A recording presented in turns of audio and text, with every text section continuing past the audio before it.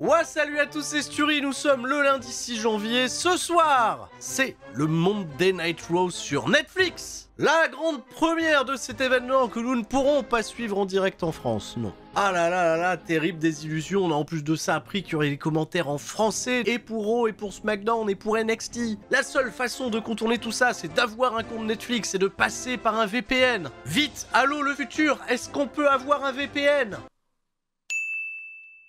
Alors c'est bon, le rendez-vous est pris, on se retrouvera cette nuit à partir de 2h du matin sur twitch.tv/Turi316 pour suivre cette première historique où des millions de personnes auront accès en direct à Monday Night Raw à travers le monde entier. Un programme pour l'émission particulièrement colossal et des surprises qui s'en viennent, bien sûr. The Rock a annoncé sur les réseaux sociaux sa participation à l'événement. On se doute qu'il sera impliqué de près ou de loin à cette affaire de famille entre Solo Sikoa et Roman Reigns, le combat tribal pour le Oula Fala. Mais ce n'est pas tout, autre grande nouvelle, il est possible que Hulk Hogan fasse une apparition. Oui, oh, que serait Monday Night Raw sans la présence du légendaire Hulkster?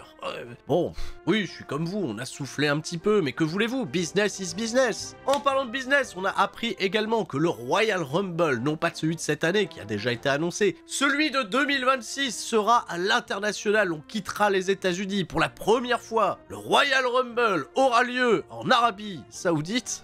Bon, mais on leur avait déjà donné le Greatest Royal Rumble. Et puis CM Punk, il va faire comment en Arabie Saoudite pour terminer son histoire et remporter le... Bah c'est cette année alors qu'il doit le remporter. Merci à tous pour vos retours et votre grosse participation également à ce gros week-end dédié au Puro Wrestle, puisque nous étions du côté de New Japan Pro Wrestling pour vivre ensemble Wrestle Kingdom 19, Wrestle Dynasty, et même encore ce matin nous étions à Tokyo pour suivre en direct New Year's Dash. Grosse recommandation du week-end de bien sûr, si vous n'avez pas vu les qu'est-ce qui s'est passé, le combat fabuleux entre Kenny Omega et Gabe Kidd, qui est rentré déjà sur Cage Match dans le top 10 des meilleurs matchs de tous les temps. C'est pour vous dire à quel point c'était quelque chose à ne pas manquer, de grosses émotions. Et on s'en remet à peine qu'on va devoir enchaîner sur Netflix, mais d'abord revenons un peu dans le passé, puisque on va parler de cet épisode de SmackDown qui est le premier de 2025 à durer 3 heures. Meilleurs vœux à tous, si au cas où je vous étiez pas encore passé sur la chaîne, bonne année, il est jamais trop tard. Et en 2025, on ne change pas les bonnes habitudes, le générique. Et un et deux et seulement deux, pas besoin de plus pour être heureux. On se détend, on allume l'ordi,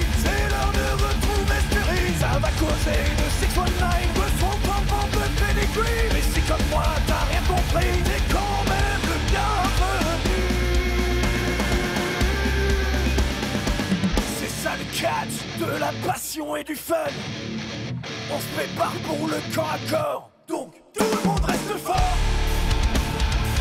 SmackDown, un épisode qui s'est tenu dans la nuit du vendredi 3 au samedi 4 janvier 2025. Jay et Jimmy Uso, Sami Zayn font face à la Bloodline de Solo Sikoa. Les championnats par équipe de DIY sont remis en jeu contre les Motor City Machine Guns. Naomi, fraîchement décorée championne par équipe aux côtés de Bianca Belair, challenge Nia Jax pour le championnat féminin. Vous avez vu la vignette qui a tout spoilé, c'était évidemment l'heure de quelque chose. Et depuis la semaine dernière, on le sait, c'est officiel, Cody Rhodes remettra son titre en jeu contre Kevin Owens dans un ladder match. C'est même Cody Rhodes qui va ouvrir cet épisode de SmackDown. Cody Rhodes, il est dégoûté parce qu'il ne peut pas participer à la grande fête de Monday Night Raw sur Netflix. Étant donné que depuis l'attaque de Kevin Owens et du pile driver, il n'est pas clear médicalement à concourir. Drew McIntyre est venu l'interrompre. Bah qu'est-ce qu'il fout là celui-là? McIntyre, visage fermé, va entrer au ring et il va faire un câlin à Cody Rhodes. Tiens, c'est un peu étrange. Il va lui dire: Cody, mon cher ami, tu as besoin de backup. T'es quelqu'un de très important pour ce milieu, les chiffres ne cessent de grimper. Comme tu le dis, mon cher Cody, tu es le quarterback de cette compagnie. Mais seul face à toute cette pression, tu n'y arriveras pas. T'as besoin de quelqu'un. Et c'est pour ça que tu peux compter sur moi. Toi et moi, on n'est pas si différents. On a très bien su qu'il fallait quitter cet endroit à un moment donné pour se reconstruire, pour aller connaître le succès ailleurs. Puis revenir pour connaître le succès ici, un succès qu'on nous aurait pas donné sans ça. Cody, il a répondu: je suis flatté. Mais...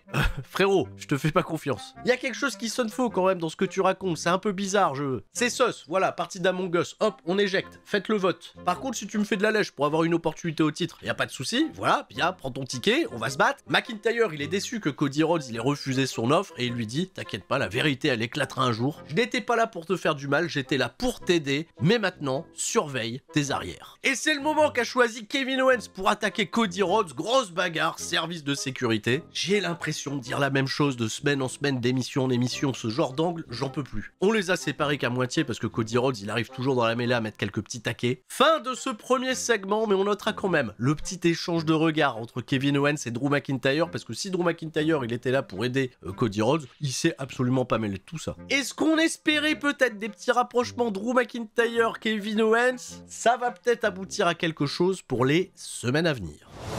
Premier combat de la soirée, c'est un match pour le championnat des États-Unis que j'ai oublié de préciser en début d'émission. C'est Andrade, le challenger, qui fait face à Shinsuke Nakamura. Nakamura de retour de sa petite expédition du côté du Japon où il a combattu le 1er janvier du côté de Pro Wrestling Noah. Andrade qui était positionné pour obtenir cette revanche, étant donné qu'avant de devenir champion des États-Unis, Nakamura lors de son retour l'avait battu de manière pas forcément très clean. Et bah dans ce chouette combat qui a duré un peu moins de 9 minutes, on a fait des petits rappels à ce qui s'était passé lors de leur précédent affrontement, sauf que cette fois-ci Andrade ne se fait pas avoir.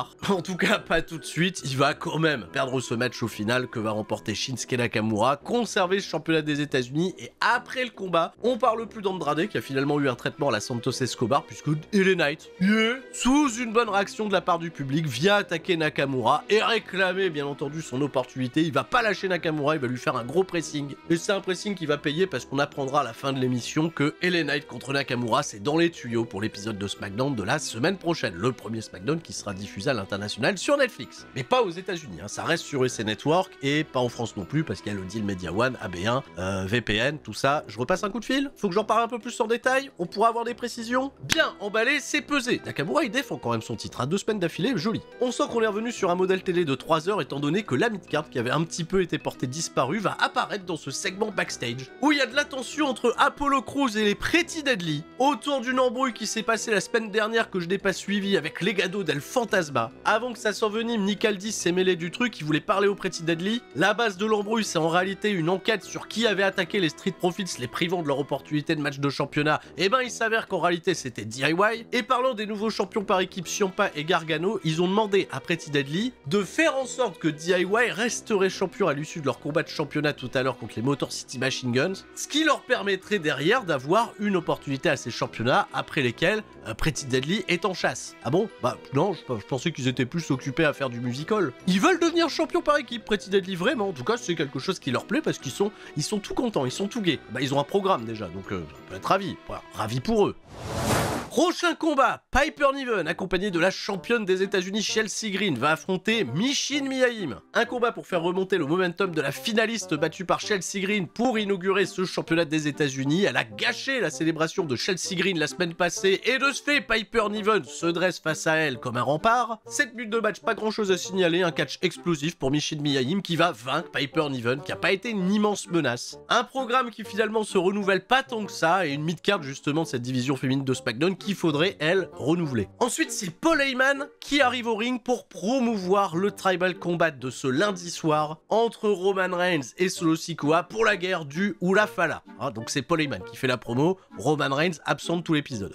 Paul Heyman, il va nous dire, de très très belle manière, puisque c'est un excellent orateur, ça ne bouge pas, qu'il est vrai que Roman Reigns et lui ont préparé Solo Sikoa à l'avenir pour devenir le chef de la tribu. Ils l'ont entraîné dans ce sens, mais Solo Sikoa devait devenir le successeur pour ce Hula Fala dès lors que Roman Reigns en aurait terminé avec sa carrière à la WWE. Et bah breaking news, c'était pas pour tout de suite. Solo Sikoa est donc accusé d'avoir attendu un moment de faiblesse de Roman Reigns à WrestleMania 40 pour lui substituer ce Hula Fala qu'il ne mérite pas. Heyman d'ailleurs accuse Seth Rollins d'avoir coûté ce fameux match de championnat à Roman Reigns étant donné que celui-ci lui a mis un coup de chaise dans le dos pour se venger de l'actimum de la trahison du Shield il y a 10 ans. Là par contre Paul Heyman c'est un peu de révisionnisme, hein, excusez-moi. Non parce que le coup de chaise dans le dos il s'en était déjà vengé au Royal Rumble il y a 2 ans. Oh vous essayez pas de retourner l'histoire dans votre sens là? Heyman a donc qualifié Solo Sikoa de Twisted Son of a Bitch. Traduisez ça par un fils de la plage qui fait du twist. Je suis très curieux de voir ça quoi, Solo Sikoa qui danse le twist. Quelqu'un qui ne s'arrête à rien pour arriver à ses fins comme défoncer Jimmy Uso, défoncer lui-même Paul Heyman devant ses enfants et s'entourer de personnes peu recommandables comme Tama Tonga Loa qu'il a qualifié d'interdit aux États-Unis. Pourtant ils y sont chaque semaine. Qu'est-ce que c'est que cette affaire? En plus Tonga Loa c'est pas son premier run à la WWE. Bon, Jacob Fatu qu'il a qualifié de limite criminel carcéral. Alors oui il a fait de la prison mais ça va, il a purgé sa peine. Paul Heyman ça y est, il est anti-reconversion carcérale en plus. Il a conclu conclut en disant que ce lundi, dans le combat tribal, le gagnant serait le vrai et unique chef tribal de la WWE, Roman Reigns. Il a drop the mic et Solo Sikoa est arrivé à ce moment-là. Et Paul Heyman, il s'est chié dessus. D'ailleurs, c'est ce qu'il va dire à Solo Sikoa.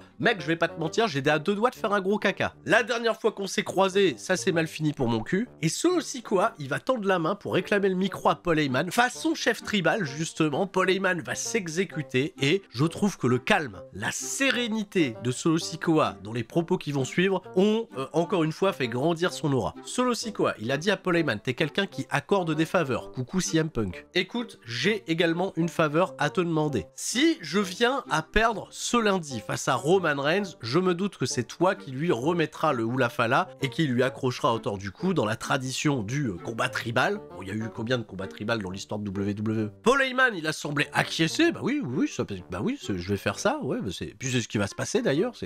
Alors Solo Sikoa, il a dit que si c'était lui qui venait à remporter le combat, il aimerait en effet que ça soit Paul Heyman qui lui mette le Hula Fala autour du cou et que Roman Reigns plie le genou face à lui pour le reconnaître et que tout le monde ici reconnaisse qu'il est le seul et unique chef tribal. Tu vois, j'ai bien aimé. Des menaces dans le calme. Il y avait un peu de Jack Roberts dans cette promo. J'exagère peut-être un peu. Solo Sikoa, il a rendu le micro à Paul Heyman qui a rien voulu dire. Il s'est juste barré. Le vrai chef tribal, désormais, selon moi, il a levé son doigt parce que oui, je commence à router moi de plus en plus avec Solo Sikoa. C'était pas un échange inintéressant, mais je reproche un petit peu à Paul Heyman de le petit côté révisionniste là sur l'affaire Seth Rollins. Après un petit promo package où les Motor City Machine Guns veulent se venger bien évidemment de ce que leur a fait DIY, on est parti pour ce match de championnat par équipe. Un bon combat de 10 minutes avec, vous en doutez, une très bonne chimie dans le ring, des DIY qui sont désormais présentés comme des mecs un peu plus couards, ils assument très bien leur rôle de heel. Petit défaut cependant, un léger manque d'enthousiasme de la part du public quand les Motor City Machine Guns sont en action. En effet, ils sont reconnus, je pense, par les amateurs de catch comme l'une des plus grandes équipes de tous les temps à avoir parcouru le circuit indépendant. Des gros accomplissements de TNA qui ne sont pas du tout à leur retirer, mais bon, ils arrivent peut-être un peu tard à la WWE et on les a construits quand même plutôt très vite, voire peut-être un peu trop vite pour que les habitués de WWE routent totalement derrière eux. Alors qu'ils étaient en contrôle sur le combat, les Pretty Deadly, sans grande surprise, sont arrivés pour créer une distraction. Ils ont été attaqués par les membres de Legado del Fantasma, qui de ce fait, j'en sais rien, Angel Garza ou Humberto Carrillo, ils sont devenus face, on n'était pas au courant. Le match a donc pu se continuer et les Motor City Machine Guns portaient en même temps simultané des prises de soumission à Johnny Gargano et Tommaso Ciampa. Mais la bagarre Pretty Deadly, Angel Garza ou Humberto, elle s'est délocalisée dans le ring et ça a causé une disqualification, ce qui fait que DIY peuvent être ravis d'être toujours champions par équipe par ce procédé honteux et scandaleux. Il faudrait demander quand même au corps arbitral de jeter un petit peu un œil aux règles du catch. Ça, c'est pas demain qu'on va refaire le monde et puis qui on connaît dans le corps arbitral? Personne. Bref, c'était pas encore le bon moment pour avoir le gros règlement de compte très compétitif entre ces deux équipes qui arrivera probablement dans les semaines à venir, mais de ce fait, les Pretty Deadly vont très probablement demander leur title shot également. On continue de bâtir les choses tranquillement et on attend aussi que les Street Profits reviennent pour se venger. Ils vont se venger peut-être, ils vont se venger, je l'espère. Nia Jax en coulisses qui se prépare pour ce combat. Oui, elle se prépare. Elle fait des exercices. Elle est interrompue par sa nouvelle amie Candice LeRae et toutes deux s'inquiètent de l'absence de Tiffany Stratton ce soir. Elle n'est pas là. Non mais quand même, c'est pas normal. Candice, elle fait c'est pas grave, on n'a pas besoin d'elle. On sème ici quelques petites graines pour quelque chose qui aura lieu un petit peu plus tard. C'était l'heure. Il y a eu une petite rixe backstage entre Sami Zayn et Carmelo Hayes au sujet d'un truc qui s'est passé la semaine dernière que j'ai pas suivi malheureusement, qui concerne aussi la série de matchs entre Carmelo Hayes et Braun Strowman qui était un peu étonnante. Peut-être heureusement que j'étais pas là pour regarder ça et vous en faire un récap parce que j'ai trouvé ça bizarre quand même dans le booking de WWE. Ça sent un peu les histoires du vieil homme au loin ça. Pendant que Melo il défendait son point, il y a les Usos qui sont arrivés et de ce fait Melo il a préféré se barrer. Qu'est-ce qui se passe? Les Usos, Sami Zayn ont fait de l'intimidation dans les coulisses. Sami Zayn il est parti dans une direction, les Usos dans l'autre et les Usos ils ont croisé Kevin Owens. Kevin Owens il a bousculé accidentellement Jey Uso ou peut-être pas et Kevin Owens il a juste dit à Jey Uso de surveiller ses arrières. Ils sont partis à la pub après ça et au retour de pub on nous remontrait des extraits de l'altercation entre Cody Rhodes et Drew McIntyre. Ça a commencé exactement par la phrase de Drew McIntyre, surveille tes arrières. Kevin Owens, Drew McIntyre, ah là là. Cody Rhodes et Nick Aldis se sont croisés aussi et Cody il a bien fait comprendre à Nick Aldis qu'il voulait pas être un champion surprotégé. On vient mettre un peu de tension entre les deux hommes mais je sais pas exactement où ça nous conduira. Et c'est parti, Naomi accompagnée de Bianca Belair fait son entrée pour affronter Nia Jax. Le championnat féminin est en jeu. Le combat est une assez bonne surprise, il va durer en tout et pour tout près de 20 minutes. Alors oui, parce qu'il y a eu du gros overbooking à la fin mais j'y viendrai. Deux grosses nearfalls en fin de match qui ont laissé petit à petit le doute sur le fait que Naomi pouvait peut-être remporter la victoire. Elle va compter une fois de plus un enfourchement de la deuxième corde de Nia Jax dans une sorte de, je sais pas, de Spanish Fly, elle a roulé avec elle. Bon, oui, ça a l'air impressionnant, mais quand je réfléchis, je trouve que c'est un move qui fait pas toujours beaucoup de sens. Et ce moment, c'était le feu vert pour que Tiffany Stratton se radine avec sa mallette, laissant penser au fait qu'elle allait cash-in son Money in the Bank. En fait, elle nous a bien feinté puisque distraction de Candice LeRae, elle est venue mettre un coup de mallette au visage de Naomi, ce qui a permis à Nia Jax de remporter la victoire avec son Banzai Drop. Elle est venue célébrer aux côtés de Candice et Nia, elle a dit à Nia, vas-y, attaque Bianca Belair qui est venue réconforter Naomi, et elle a profité de ce moment pour mettre un grand coup de mallette dans le dos de Nia Jax, un grand coup sur Candice LeRae, elle est partie à l'extérieur du ring pour aller cash-in son Money in the Bank, et profiter du moment où Bianca Belair a porté un immense KOD sur Nia Jax. Tiffany, elle a dégagé Bianca Belair, elle a porté son Prettiest Moonsault et elle a remporté la victoire. Nouvelle championne féminine Tiffany Stratton, c'était très ingénieux. Une belle réaction du public, une Tiffany Stratton qui remporte son premier gros accomplissement à la WWE. Cependant, les Dirt Sheets nous ont indiqué qu'elle resterait heel au sein du roster de SmackDown, ce qui est assez étonnant au vu de la réaction du public. À voir comment tout ça évoluera, mais c'était, je pense, un excellent timing. On était à point, on a été préparé, on nous a quand même surhypé cet encaissement de mallette qui a finalement été bien traité dans son écriture le jour J. Bravo à Nia Jax pour ce solide reign, et tant pis pour Naomi qui décrochera toujours pas l'or, qui lui échappe depuis, je crois, au moins WrestleMania 33. Et on est prêt pour le main event. Solo Sikoa, Jacob Fatu et Tama Tonga viennent au ring. Avec le plan emblématique depuis les backstage où Jacob Fatu crie tout son amour une fois de plus à Solo Sikoa. Le visage du nouveau chef tribal, impassible, plein de confiance. Il me plaît cet homme. Ils ont besoin d'une victoire très importante contre les lieutenants de Roman Reigns, qui brille pas pour son absence à Roman Reigns, parce que c'était peut-être l'endroit pour réapparaître avant Netflix. Il le garde vraiment au chaud, bien protégé. Il a fait les fêtes de fin d'année avec la famille. Il sera là à Netflix. En tout cas, je l'espère. Immense énergie pour l'entrée de Jey Uso, de Jimmy Uso, de Sami Zayn sur la musique de Jey Uso avec tous les hits. On n'a pas entendu le banger de thème des Uso. On va vraiment insister pour laisser un long moment la foule communier avec eux pour que ça hit dans tous les sens. Le combat va partir en gigantesque hockey fight entre tout le monde et on est vite parti à la première des deux coupures publicité de ce long match. Format 3 heures certes pour SmackDown, mais il faut quand même noter qu'on a eu deux combats qui ont été aux alentours de 20 minutes. Schéma un peu classique de ce genre de combat avec de multiples hot tags. Le focus de fin de match va principalement se concentrer sur Jey Uso, qui va enchaîner les trademarks et se faire interrompre par Drew McIntyre. Surveille tes arrières, avait dit Kevin Owens. Jey Uso, distrait, va attaquer le premier en portant un suicide dive sur Drew McIntyre qui va s'évaporer. On le reverra plus jusqu'à la fin de l'épisode. Cependant, blind tag subtil entre Jacob Fatu et Solo Sikoa. Jey Uso pense avoir le match gagné en réussissant son splash de la troisième corde sur Jacob Fatu. Et Solo Sikoa vient de surprendre avec le Samoan Spike pour remporter une victoire très précieuse pour bâtir son momentum un petit peu plus avant le très grand combat de ce lundi soir. Une excellente décision et un 3v3 dans la tradition des combats weekly. Un bon condensé d'actions, les bonnes personnes qui gagnent, les bonnes personnes qui perdent. Est-ce que Jey Uso avait besoin d'être protégé? Je pense qu'on a surtout mis les petites graines nécessaires à l'avancée du programme. Kevin Owens, Drew McIntyre, est-ce qu'ils se mêleront ensemble aux affaires de Netflix? Notamment, et c'est ma prédiction autour du combat de CM Punk contre Seth Rollins. Réponse ce soir en live react, twitch.tv/Turie316. Pour suivre ensemble l'un des événements majeurs de cette année 2025. Ça se lance bien quand même 2025. Je vous fais des gros bisous à tous et je vous dis à la prochaine. Et tout le monde, reste fort. C'était Sturi, ciao, bye bye.